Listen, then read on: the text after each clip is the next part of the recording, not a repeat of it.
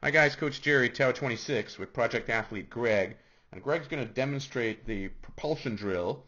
And we did earlier this week the setup of it, but now we execute the entire drill itself where he starts, sets up, and then follows through. Hands recover on the water. He's got his snorkel and buoy on. Set up, pause, and then follow through. So let's go through this step by step and demonstrate what I'd like you guys to do. So we'll highlight Greg here, what he does real well. Starts off hand parallel to the bottom of the pool. So that wrist, that palm is flat.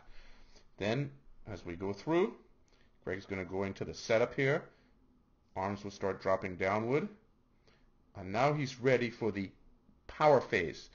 This beginning portion that just took place, the setup, there is no propulsion. So what do we want to highlight here? Elbow pointing towards the side of the pool.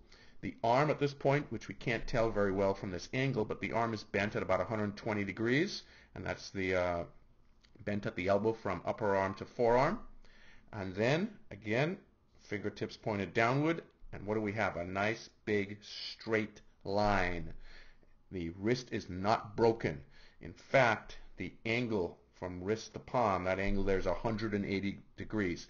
And that angle stays at 180 degrees throughout from the very beginning of the stroke all the way towards the end, and only at the very end it changes a bit and becomes a little bit more obtuse that I'll show in a bit.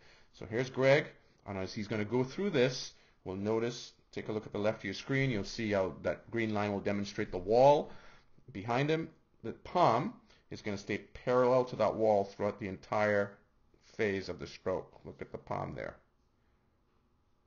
All the way through. This is done really, really well. Well executed. So let's take a look as he goes through. Right here. Right there. Right there. Right there. And right there. It's really, really well done. So let's clear that up. And now let's look at the break. Here's 180 degrees from right there to there. Okay? So straight line. And then when Greg's hand gets about past his belly button, he's going to start breaking at the wrist a little bit right there. And you can see it now. And here's this angle here that gets a little wider. It becomes more obtuse. And that's because he's trying to keep that hand pushing water backwards towards the wall. Okay? All the time.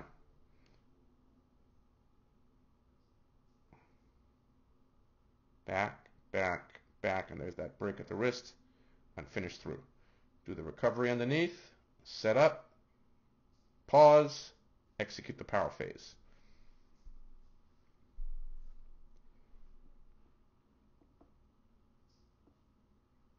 Execute the power phase. Now, let's take a look at one more thing here.